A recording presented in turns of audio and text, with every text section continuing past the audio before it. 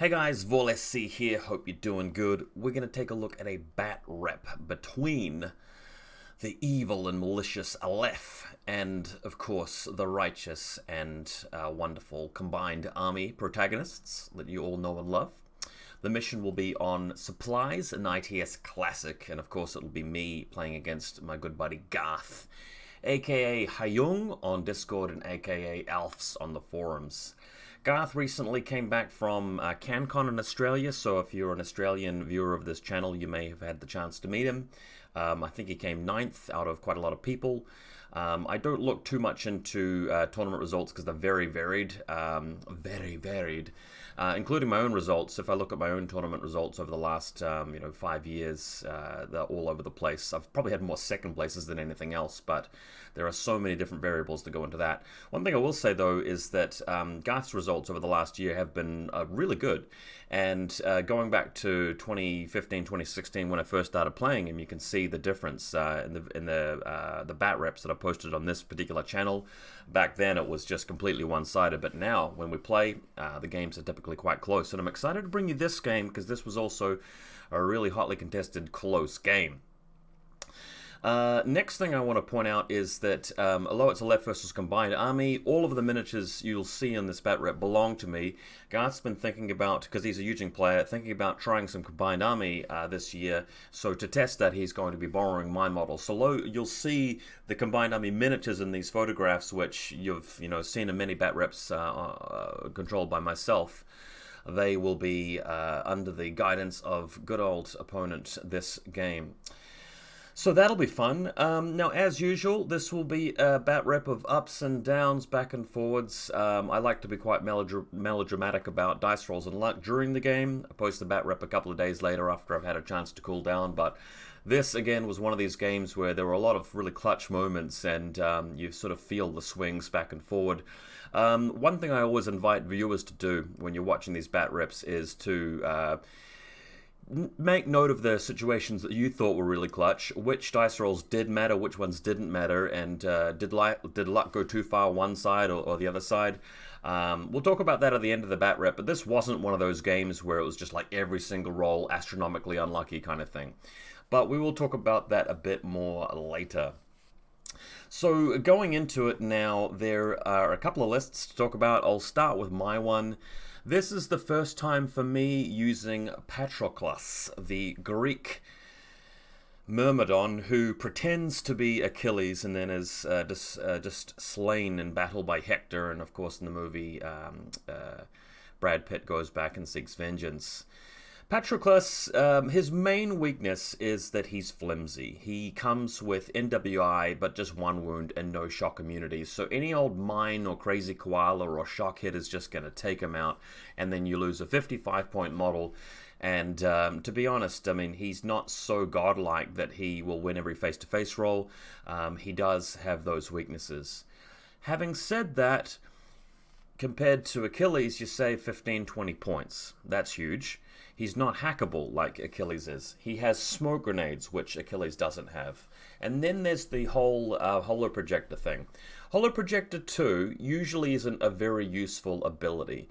However, in the context of Aleph, you do have the opportunity to move him out quite quickly with 6-4 speed and, hopefully avoid dying to some arrows because of his ODD and his good ballistic skill. But once you get into the midfield, you can use the holo projectors to detonate mines and crazy koalas and things like that, which is a really big, useful thing for Aleph, which would otherwise be too vulnerable and fragile against that kind of thing. So that's why I wanted to try him. The other thing is that if you think very carefully about it, Holo Projector level 1, if you're going second, can be a useful way of putting some tricks out there. I thought about it and I thought, well, if he just pretends to be a Dakini paramedic, that's something which I could reasonably have in my list. And it's about making sure you don't, provide these tells to clever players. A Dakini paramedic seems reasonable because with the big amount of points left over in the list, you could assume there's a Dazu out there, and the paramedic is something which is useful for this mission, and he moves at the same rate that Patroclus does, so that's one way to do it. Another way I thought of doing it would be to play him as obviously Achilles and pretend that he's the hoplite armor. A bit hard to sort of pass that off given how much I bag on, I sort of sledge on Achilles hoplite on this YouTube channel, so people might suspect something's up.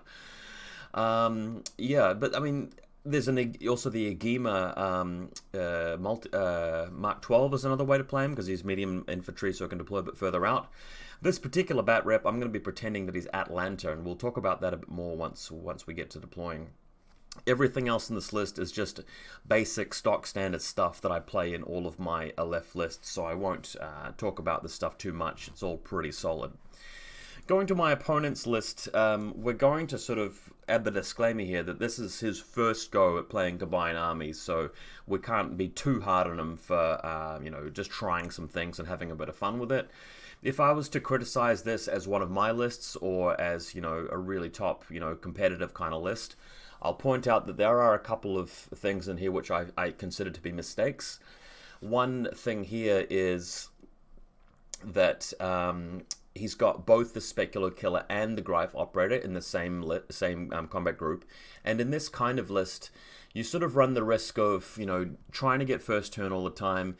Your first group is subtracted from 2 orders from the command token. You don't have any counterintelligence, so that's 8 orders, well, 7 regular orders plus an irregular to spend on these 2 models, which have to get a lot of impact, and if they don't, you're really kind of on the back foot. In a mission like Supplies, you're kind of wanting to use first turn to grab the objectives, so the Specular Kill is fine for, hanging out and throwing smoke and getting guys onto the objective and running back, but you haven't got any infiltrators which are specialists, so I don't really like that either. And you'll find a lot of games where either the Specular Killer is in a great position to get the work done, or the Greif Operator is, but not both of them, and then you've spent all the points on that little duo. So I don't love it. The other thing which I criticize here is that there's no Dr. Worm at all. So when your only long-range gun for clearing stuff at range is realistically the Q drone, if the Q drone suddenly slips up, loses to a crit, just gets in a bad spot, in this particular game we'll see him up against a post-human sniper. The issue there is that if you get unlucky, and we're not talking tremendously unlucky, if it just goes a little bit wrong for you and you lose the Q drone, you're in such a bad way.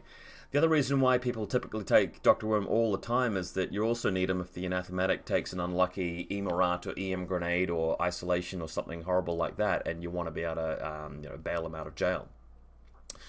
We'll have a look at the photos shortly, but I'm looking at this list and seeing, well, it's 301 points. I'm sure our buddy will be watching the bat rep and will be able to comment in the YouTube or whatever comment section as to where I've got the extra point from. I'm looking exactly at what profiles I'm pretty sure he had in this list, and I can't figure out where the 1 point is saved, but I'm sure he will tell us. So, with that having been commentated on, let's go to the game. Alrighty, where are we? Let's move the photo over to this screen. Here we are, just a bit of a zoom out shot of the battlefield that I've set up for this one. So, just a bit of a reminder on supplies. There are 2 classified objectives, and the deployment zones are pretty standard across here and here. My deployment will be happening on this side, so we've got Aleph over here. Oh, got the camera in the way, Aleph up there, and then we've got some combined army on this side. And the idea is to go over to these 3 consoles in the middle, and you've got to use a specialist to crack it open and retrieve the box that's inside it. Paramedics and doctors get a bonus to do that. Then after you've retrieved the item, you simply move back somewhere and hide it for the rest of the game. And if you've got more of those boxes at the end of the game, you get 3 bonus points. There's 1 point for each objective, and there's some more bonus points if you stop your opponent from getting any of them. So realistically, if you end the game with 2 of them and your opponent's got 1, you will win. If you end the game with 1 and your opponent's got 0, you will win. Going first is almost the best way to go, but people consider this mission reasonably balanced because if you are unlucky enough to have the second turn, well, you've got 3 full turns to wreck them, and in your last turn you might just be able to simply move over and shoot the person holding it, or even pick it up off their dead corpse. Having said that, you know, in this day and age, people are pretty good at infiNity. There are a lot of ways to hide things and defend, and of course you can use jammers and crazy koalas and whatever you have, mines, to stop that from happening if you've got some really good total cover options. So we make the dice roll for first turn. This is the important, you know, face-to-face roll that goes back and forth. There will be many of these throughout the game. My opponent wins this roll and chooses first turn, which is the right thing to do, especially since you've got, you know, the impersonators in the list, but more importantly because it's the initiative to grab the objectives. So a little bit unlucky for that to happen, but that's, you know, not the end of the game. Obviously, it's just the beginning. So he will be deploying first. Let's have a look at what he's got. Okay, so this is the right-hand side of his deployment zone. Sorry, excuse me, this is the left-hand side of his deployment zone, which is sort of spread across here-ish, like that. We have Tiger Creature number 1 on the left. We've got the Echidron just covering off this side here, Q-Drone here, of course. The mine on top of the roof, Liberto at the bottom for some reason. The Echidron manages to not scatter anywhere, so the Imitron, I should say, it managed to not scatter anywhere, so that's nice. Then on the right-hand side of the battlefield, we've got Kurnow. I was going to comment in my list, you know, commentary there that I never take Kurnow by himself outside of Onyx, but I can't really criticize this too much because it's viable. It's not like a list mistake. He's still pretty good. Tiger Creature over here, we've got the Anathematic, who's not the reserve trooper, and of course not in hidden deployment because he's the lieutenant. HVT over here, M-Drone Sensor, we've got Datrazi, and the other Echidron right over here. I mean, based on the list that we were reconstructing earlier, this does seem to be what he's deploying. So there's definitely 2 Tiger Creatures. We're going to see a Noctifer later on. Emitron's down. So based on the photos, this is what he's got. So yeah, it might have been a slight list error. On my side of the table, he's already putting down a Greif Operator. And this will be before I deploy any model, so I should be able to quite easily counter-deploy against this guy, but not so much the Spec Killer. Okay, my side here, I've got the Posthuman going into hidden deployment. This is the hidden deployment verification photo of him on the right-hand side of flank on top of these 2 boxes, and he's prone. And then you can see everybody else hanging out there, yet to be deployed. So, baggage bot over here. This is the position of the hidden Posthuman sniper. That is Patroclus. He's pretending to be Atlanta. Let's talk about this a little bit more. Why would you want to be Atlanta? Well, I can see the position of his Q-Drone. That's the one thing I want to avoid. The Q-Drone, you know, straight up going up against Atlanta first turn. Let's talk about it. If you believe that it's Atlanta, you know, Atlanta's hitting you on a 17 on 1 dice. Q-Drone's probably shooting you on 14s if it gets in range, or, you know, 8s if it's not. If the Q-Drone does shoot at Atlanta, Patroclus reveals and then goes for a dodge, and suddenly, you know, you have a good chance of escaping that. If he takes the hit under this, the assisted fire with Shark, you lose Patroclus, but you've got a decent chance of either throwing a smoke or just dodging flat, so that's not too bad. Most likely, though, he will just not bother to engage her in the first game round, which means that I can kind of keep him from going after the objectives. And it might also mean that, like, if the Datrazi comes on a line of sight, he won't smoke dodge. We keep calling it smoke dodge. He'll just go for a normal dodge, which is the incorrect move, but he doesn't really know any better because he thinks it's Atlanta. So I feel like I'm getting away with this. Also, it shows the strength of a double sniper position and changes your opponent's game plan, and that's very rare to achieve with holo projection, which I really quite like. So we're doing that. There's also the Myrmidon out here, Proxy Mark 5, the net rods over here. Another one is actually scattered across towards his side of the table. Then there's the Krakot Renegade up here, which rolls the worst result, +1 armor, so not the best outcome for me on that. Another little bit of bad luck. The Liberto has been misdeployed, so that is just a mistake from me. We'll see how I correct that later. There's a flash bot here and another baggage bot over here, and the 3rd net rod has landed on the building. Okay, middle of the deployment zone, so you can see the 2 net rods out further afield. I'll just make this a little bit smaller. There we are. Krakot, a Probot, you can see all that. This is a picture of showing the net rod scattering towards his side of the table, which is over here.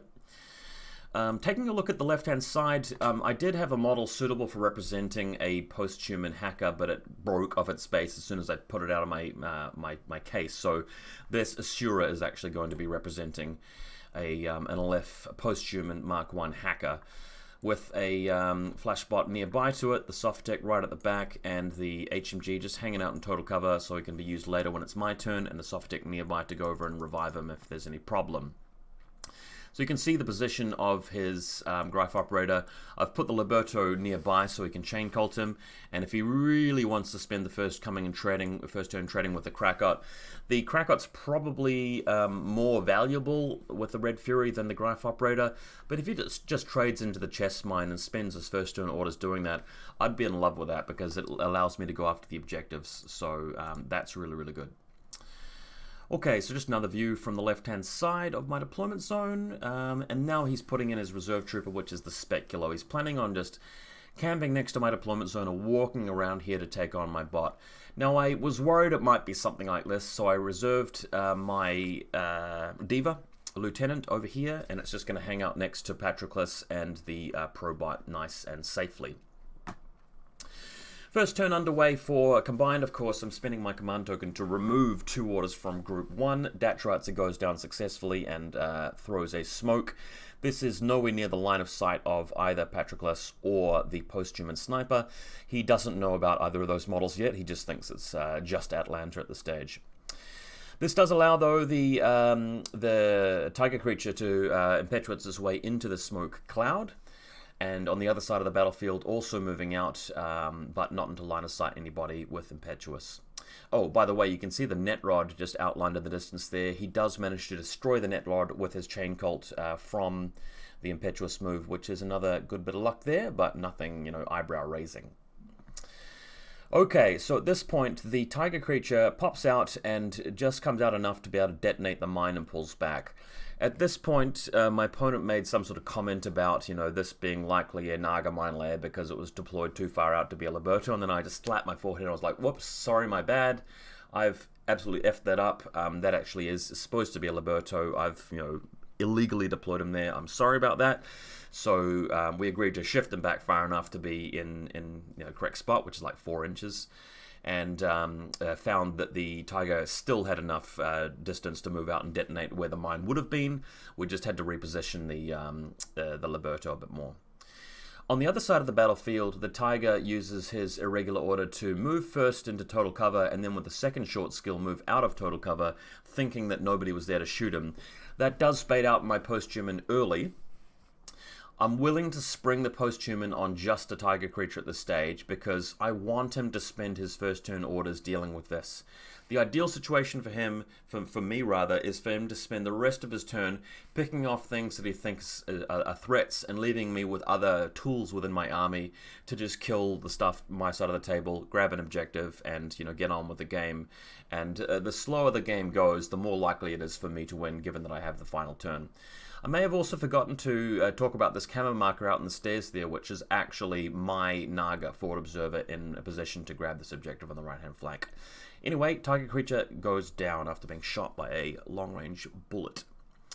This is the new location of the Liberto, by the way, just having to deploy a bit closer to the Greif operator, where it won't get cover, but still in range to chain cult him.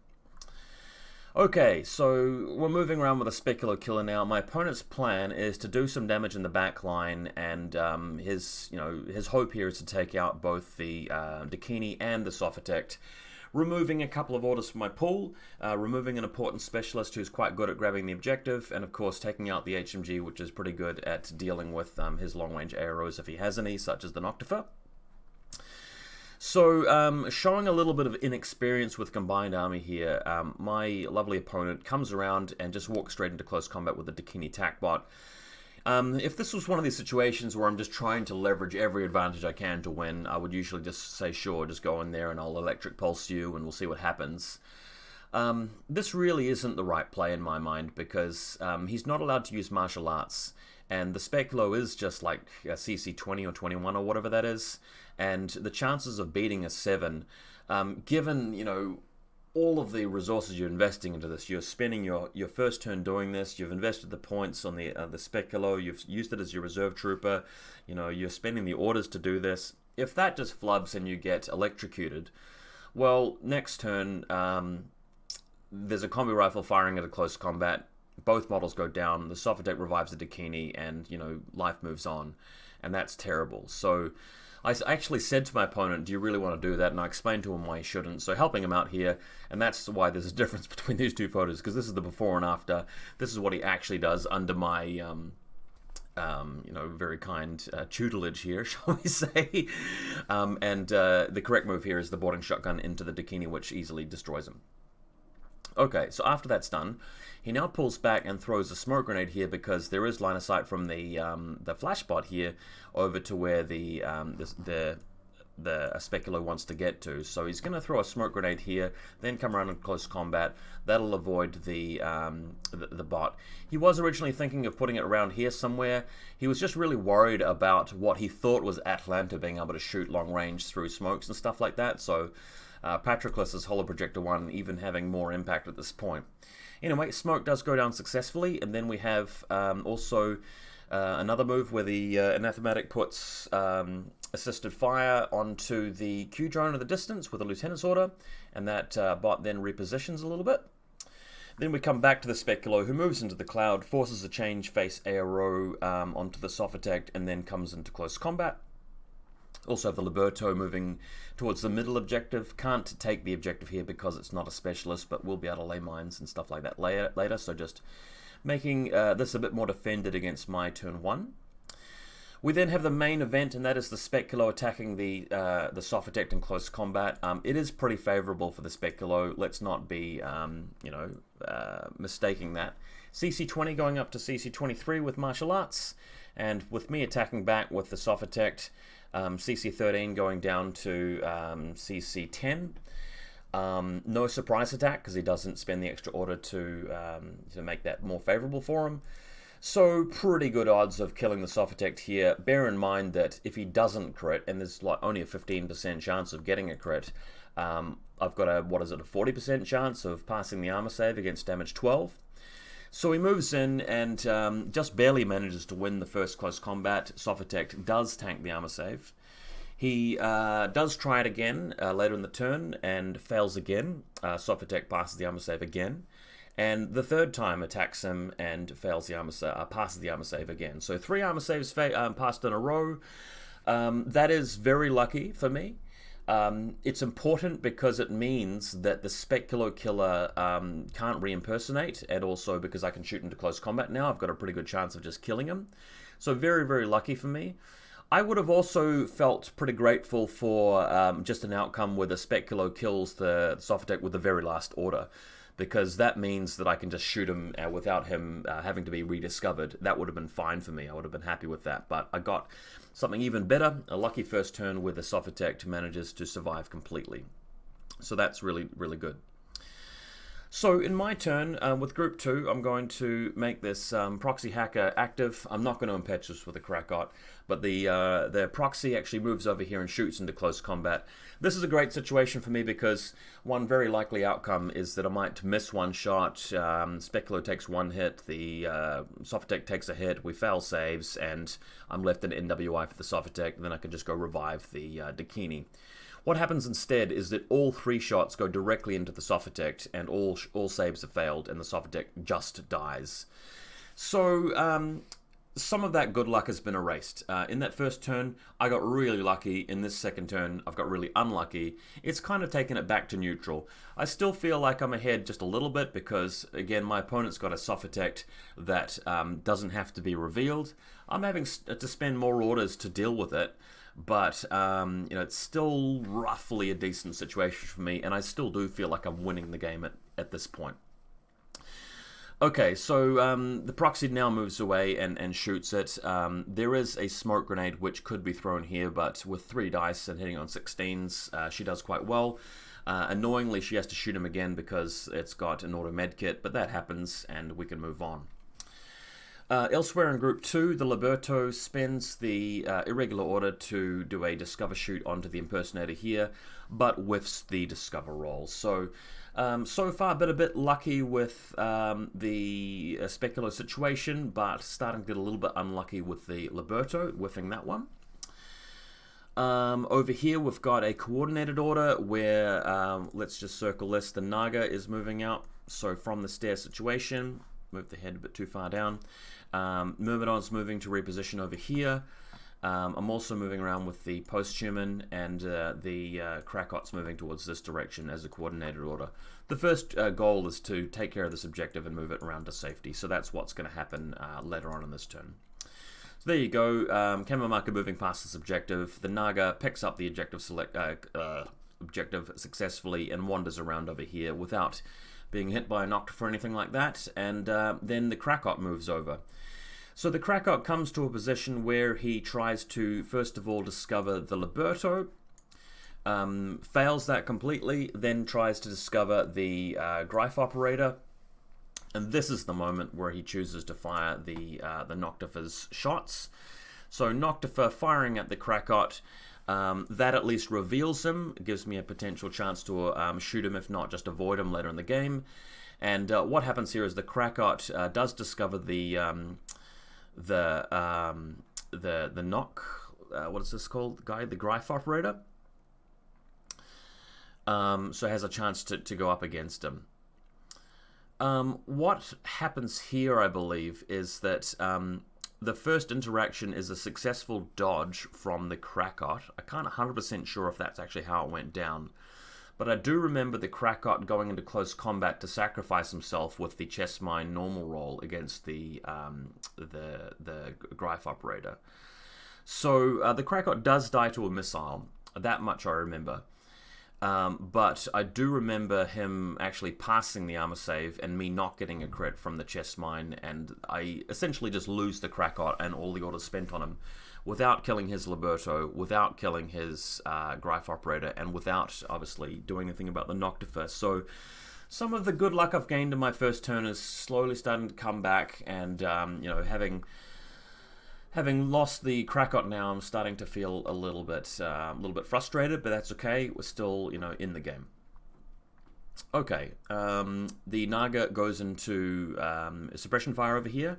I've made the decision to re-camo the Naga and put a mine down next to him. That means I'm not carrying the objective, so I will need to spend an order to pick it up again later in the game. That is important. Okay, my opponent's now into turn 2. So he hasn't collected any objectives, his Speculo's dead, the Greif operator is still technically locked down by the Liberto, but he does need to grab the objectives. So Datratze again moves out, I think gets shot at by the posthuman, but manages to crit the smoke. So it's 17 versus, I think, a 13, so chances are he would win this, but again, a little bit more luck going towards my opponent, nothing major though.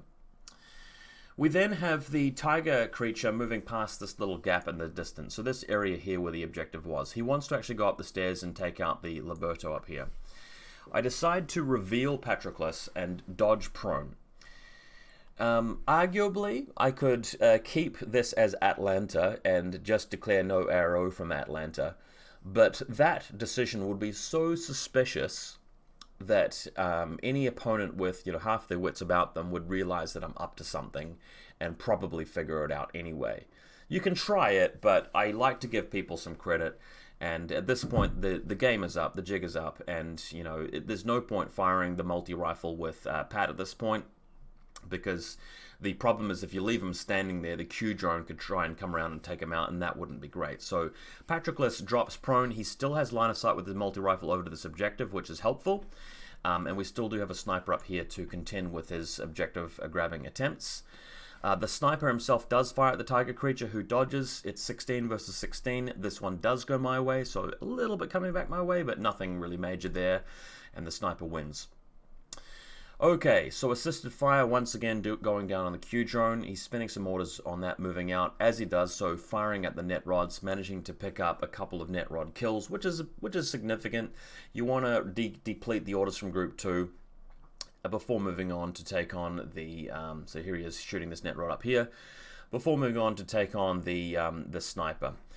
So let's talk about this, because this is actually a really significant moment in the game, if not one of the most important ones to talk about. The Q drone is sitting up here, and although it's not shown on the photo, over this side of the battlefield there's a posthuman, and they are now within range of each other, approximately 16 to 20 inches away. And the Q drone needs to kill the post-human here, because otherwise the post-human just is going to find it too easy to lock down these objectives and stop, combined army from grabbing any objectives whatsoever, and that's going to coast to an easy win. The Q drone's the only thing that he has that can deal with it at this point. You don't want to have a Noctifer going up against a post-human on a 1v1 battle. That's just not really very efficient. And the plasma rifle on the Anathematic just way too far away, and just not going to be worth doing that either. The Greif Operator, terrible choice for that too. So the thing is, though, with the Q drone, you've got 4 dice, you're ignoring cover, and at least you're imposing the mimetism on your opponent. Now I've looked this up in Army Calculator Dice Calculator, because I think it is a big deal. As you can see, chances of Q drone winning are decent. So you've got a 55% chance, if I've done this correctly. Let's just check this one up. So active turn Q drone, HMG, shooting correct range span. You do have cover against the post-human. Shooting back with a multi-rifle DA round, correct range, but without cover, because you've got the assisted fire. So that looks about right. Show modifiers. It's BS8, BS10. That looks about right. So 55% chance, well, almost 56% chance of the Q drone getting 1 wound, which is enough because shock will kill him. 22% chance of neither player succeeding, which is decent for me, because I'm wasting orders there. And then there's a just over 21% chance that the proxy wins. This is where you can sort of see why it's so important to have a Q drone. Sorry, a Dr. Worm. In the event that the post-human does this and actually gets the shot off, the Q drone can't be revived, and the combined army player is in a really, really bad spot. It only happens once every 5 games, right? 21% chance. But if you can imagine going to a tournament with a list like this and playing 5 rounds and coming up to a similar situation every game where your Q drone's got to deal with something, whether it's somebody in a link team or a post-human sniper like this, or whatever it may be, and you just get a bit unlucky, right? I mean, you're likely to have that happen once every 5 games, then chances are you will actually lose that game. It's not a situation where it's okay, it's a 50-50 coin flip and it doesn't, really matter whether it happens either way. This is a situation where you kill the post-human, the Aleph player still has a solid chance of winning this game. But if the Q drone dies, the combined army player does not have a solid chance of winning this game. So the risk to reward ratio is not that comfortable. It's still the right play to make given the list you are running. Like, given what you have and the way the game's been played so far, it's still the play you need to make, but it's just a bit of a clutch situation. Anyway, it does work out for Mr. Q drone here. The post-human does die, and we do move on. So the M drone on the other side of the table now needs to move out and grab the objective now that the sniper's gone. And you can sort of see how important this is, right? If the sniper is not gone, you have to start using the smoke grenades from the Dacharatsa. You're not going to have enough orders really to retreat to safety. It's not great. So moving out with M drone, coming around this right-hand flank of the battlefield because there's nothing watching it, and gets over to this side of the objective. Note that Patroclus also has a line through down here, which is another reason why he can't just retreat over this way. He's just got to pick it up and get back. I was hoping to recover a little bit of luck with maybe 1 or 2 failed whip checks on the objective, but that doesn't happen either, and the M drone continues moving away. We also have the Anathematic moving up to this spot where he can cover the middle of the table. So M drone moving back around, Anathematic recamoing, and the Ichadron on the other flank coming around to assist the Q drone just to make it harder for me to move out and get that last objective. Also have the Liberto planting another mine next to the objective and going prone here, so he's going to prepare for my push into the middle of the table. Right, so Aleph turn 2 now, and this is where I'm looking at the board and thinking, well, there are some plays I can make here, and there's a decent chance of doing it. I can use Group 1's orders to move Patroclus out and take on the Q drone and the Ichadron, which there's a decent chance of doing in my active turn. He's also got smoke grenades, so if he throws a smoke grenade onto the objective, there's a chance of the post-human proxy Mark 5 in Group 2, using Group 2's orders to move over and grab an objective and get away. That is doable. It might not work out in the end, but it's worth trying, and I still have the turn after this to win. So as Patroclus is vaulting over this this objective here, so not the objective, this back of the truck trailer kind of thing, his silhouette is a bit higher, and that means that he's just barely going to see this Echidron in the distance. Because the Q drone is a bit of a lower silhouette, and it's because he's closer, this box here is blocking line of sight to the Q drone. But as we're hopping over Achilles, sorry, not Achilles, I'm using the model Achilles to represent Patroclus, but with that proxy, but no, it is Patroclus. So we're having to take on the Echidron kind of unexpectedly at this point. It's not all bad though, because although the Echidron's in the good range band, he's -6 for ODD, so he'll be blinding me, well, hitting me on a 10, and then I've got to fail the BTS check. So only a 50-50 chance of actually connecting it. He's also got to beat my dice rolls with his, and I've got a BTS check I can make after that to survive this. Frustratingly, Patroclus puts a couple of hits onto the Echidron, or at least one hit, and the Echidron just flat up passes his armor save, thanks to armor 1, like he actually just gets the number he needs. So a bit more bad luck coming my way. Frustrating, but not the end of the game.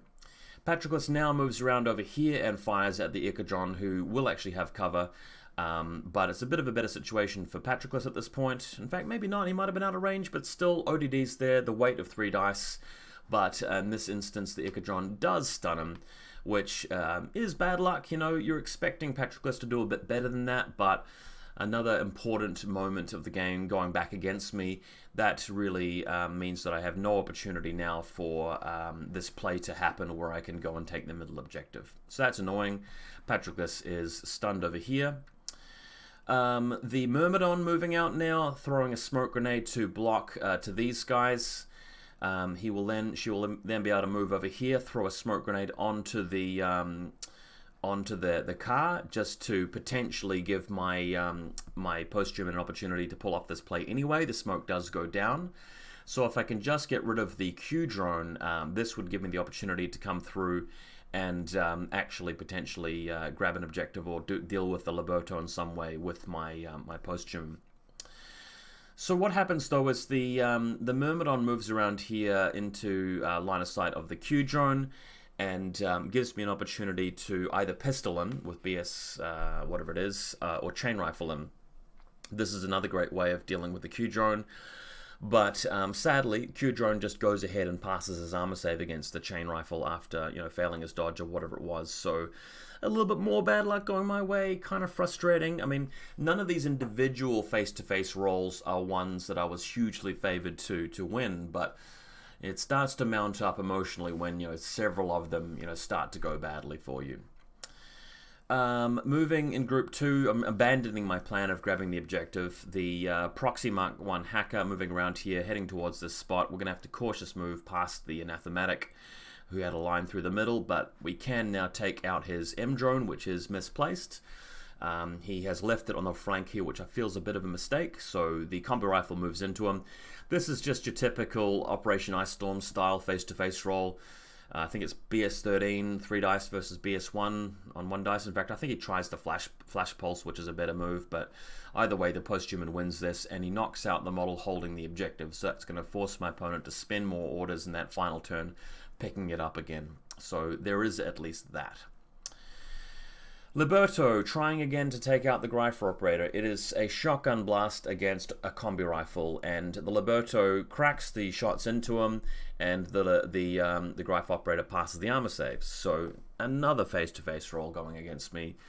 Again, it's mounting up. It's becoming more important. The orders that I'm missing out on actually taking away from him are starting to get important too, because, you know, he's got a lot that he needs to do in his last turn. So we do go on to the final turn here. It's important to imagine, you know, how this turn would have gone if he had not had the order for the Q drone, and had not had the order for the Echidron, and had not had the order for the Greif operator. That could have been the case, but he does have all of those models. Datratzi now moving up and able to throw a smoke somewhere nearby onto the car. There is a flash spot in the distance, but I believe we forget about that, so there we go. Kurnow moving down from this building and heading towards the center, so he does that. A bit blurry in this photo, but after a number of orders he does pick up the objective. Again, I was hoping that I would, recover a little bit in terms of luck and see that he fails a couple of whip checks or something like that, but doesn't eventuate. Kurnow grabs the objective straight away and retreats to this position. This spot, I think, is a mistake. I think you need to be a bit more careful with him and get him into a place that's really total cover. You don't want to leave him just sticking out, because if we end the game in a situation where I can just shoot him from long range with a bit of a clutch shot, I mean, even the Liberto can stand out up and fire a long range shotgun at him at this point. He's just risking too much leaving him there. Anathematic moving over here towards the position of the M drone, able to recover the objective here. He is able to fire at my my hacker long range with a plasma gun, but I'm managing to, I think, dodge into safety. Killing the hacker is kind of a big deal, but not that big a deal, because, I mean, losing the posthumans, they're only one order anyway, and I've still got a posthuman on the board, so I'm still going to have orders in Group 2, and the hacker isn't really going to achieve much on that side, so I do get a little bit of a minor win there, but just not something which is impactful, unfortunately, so I'd rather win the rolls that really matter. Anathematic grabbing the objective though, retreating over here to somewhere really safe, and just ensuring that I can't really get that objective off of him. We also have the Liberto in the middle, moving up here to throw down a mine. I believe he gets hit by the flash pulse bot over the bottom left here, which is kind of handy, but there is another mine in the middle of the table. Okay, so this is the last turn now, and I'm looking at the board and I'm going, right. This is a winnable situation, despite having the luck actually turn against me pretty hard over the last turn. My opponent's made enough mistakes, and I am in a good enough position, really, where there's a run for it. The way that I can win is that I can actually use the Myrmidon, potentially deal with these two models here, the Echidron and the Q-Drone, and then Patroclus can roll out. We know that there's a Noctifer watching this little line, by the way. Patroclus can then roll out. He can get to a point where he's close enough to the Noctifer to engage it on his range band. With shock rounds on the multi-rifle, hopefully kill it. Then, because nothing's watching the back line, everything else is, not positioned to protect Kurnow. Patroclus will have enough orders to go after Kurnow, shoot him dead, and then pick up the objective from his corpse, and that will be a win to Aleph. So we're going to need to have things not go wrong, but it's the main way of winning at this point. It's the best shot at it. Myrmidon moves to engage these guys with the chain rifle. My opponent doesn't see the move I have lined up here, which is to throw the smoke grenade, so that does end up happening. So you see the Myrmidon right here, and does get the smoke grenade down. I do lose the Myrmidon in the process, but I don't need it for the rest of the game, so luckily managing to put the smoke grenade on top of these guys, like on a 16 I think it is, but yeah, I would have had to been really unlucky to fail that, as well as all the other stuff that's been happening. So we do have a smoke grenade going down, which means I don't have to worry about these two models for the rest of the game. Patroclus now is able to push out here. Now, one of the first things I have to accomplish is dealing with the Noctifer at this range band. I can't fire the multi-rifle at it. I have to throw the smoke grenade down. So this is a reasonable chance of me winning. Patroclus landing the smoke on a 16. Noctifer hitting on something like a 9 on one dice. So I have better odds to do it, but it is a risk. Luckily for me, that smoke does go down, and Patroclus can continue moving. So there's the smoke grenade right there. Good thing he's not hackable as well. Achilles will be very vulnerable against the Echidron from the Anathematic doing his things through the network. We then are able to move Patroclus from the smoke cloud up to this wall here. And you can see the significance of this situation. As he leaves that smoke cloud, he's able to fire at the Noctifer, get into the correct range band, but the Noctifer can shoot without Patroclus having cover there. So +3 for range, no, +0 for range, -6 for ODD, so he'd be hitting on a 6 with that shot. Patroclus is +3 range, -3 cover, so with Teo Camo at 7s on 3 dice. So that's pretty favorable for Patroclus. You can also see over here how badly Kurnow has it. If I just get another color for a sec, If I go Patroclus moving out here with the first short skill, shooting this guy, killing him, second short skill comes over and grabs the objective, and that's game over. So you can see how much of a chance I have of winning here and how close it is, despite the terrible luck that I've had throughout this game. Again, I just want to stress how much easier this would be here if in the previous turn Patroclus had just shot the Echidron and just shot the Q-drone, and the Greif operator had died to the Liberto earlier on. That would have made life a lot easier.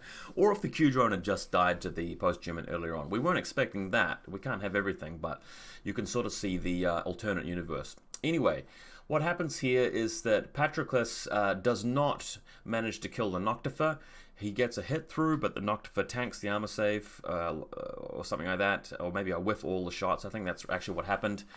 So then when we shoot from cover, it gets even better, because now Patroclus can't get shot at. The Noctifer has to go for the dodge. Funnily enough, the dodge is actually the better move, because what you want to do with the Noctifer here is just fire at Patroclus as he's moving out to disengage the Colonel, basically. So I think shooting him in the first order when he leaves the smoke is probably a mistake from my opponent there. Anyway, what happens is in the second face-to-face roll, I do have a decent shot at actually taking the Noctifer out. Again, that's completely whiffed, and I only have enough orders left to really go over and kill Colonel. So at this point, the game is really just about up. Moving out around here, going for the kill. The Noctifer actually, surprisingly, has a very low chance of getting the hit. He's like still on a 6 on 1 dice, so there's a chance of me actually just making it if he fails a couple of shots. But of course, knowing my opponent to roll the dice that he does, just continues his good streak and destroys Patroclus. The Colonel does die though, so the multi-rifle does go into him and kill him. Colonel does have hyperdynamics, so he's got a decent shot at surviving this, but you know, when you're hitting on 16s with 3 shots from the multi-rifle, odds are definitely in Patroclus's favor. He does get the kill, so one objective has actually dropped, meaning that we should have 1 each. So unlucky for Patroclus. You can see how hard he tried. I felt like I took advantage of every opportunity I could this game. Yes, there are a couple of mistakes, but my opponent probably made more of them. The game's not over though. I then have the proxy in group 2 who has enough orders to move over to where the HVT is. Now my opponent has completed 1 classified. He censored my HVT earlier. That was a classified. I come over to within 8 inches of the HVT. So after all the bad luck, this can be a draw. But not quite, because I ended up about 2 millimeters out of range with the post-human. So that's unfortunate. Did everything I could to draw it up. And after this happened, I also realized, hang on a sec, what I would have needed to do this turn also is pick up my objective, which I had dropped earlier in the game when the Naga went into camo mode. Looking back at it, there's an argument for going into camo mode and an argument to not do that. You kind of don't want to deny yourself an order in the final turn. I had my Diva lieutenants sitting next to that objective, so realistically in this turn I could have just spent my lieutenant order going over there and grabbing it. I would have had orders for that. But that's really a story for another day, really. What this game was mostly about was that dominance in turn 2, in game round 2, and the plays made there. So let's look back through it, let's talk about it. If we are just honest, and if I'm really honest with myself, I felt like I played better this game and just got a little bit unlucky. The main things which I think went wrong for me in terms of my decision making, I don't know about Patroclus overall. I tried him out this game. I think he's decent. I might try him again. My overall plan of trying to grab the objective in that first turn, maybe not that great. There might have been better ways to deal with the Q-drone. Some of the positioning could have been a little bit better. I think dropping the objective on the ground with the Naga, if I was to play this game over again, I wouldn't do it, just since he had no aggressive stuff left to come after me. But, you know, once we got to the third turn, I felt like everything I did was, you know, the right way to try and win from the cards I'd been dealt. On my opponent's side, yeah, the Speculo going after my backline when it supplies and you have first turn and you're unlikely to get more done than just kill a Sophatect and a Dakini, wrong way to be playing it. The fact that he has nothing to revive his Q-drone, again, a bit too risky. You really make yourself liable to having 1 bad dice roll, which you can't recover from. to win multiple games of infiNity and win tournaments, you need to have a game plan and a list that can sustain a couple of bad face-to-face rolls and still have other ways or other opportunities and tools to leverage that. So yeah, good game. Really disappointing with the way that luck went. It wasn't one of these situations where it was just astronomically bad and I'm failing every single dice roll, but I think the more important dice rolls didn't go my way, which was kind of annoying. But yeah, well played, I think, to both players, really, and hopefully we see a bit more combined army out of our buddy Garth in 2020. Thanks for watching, guys.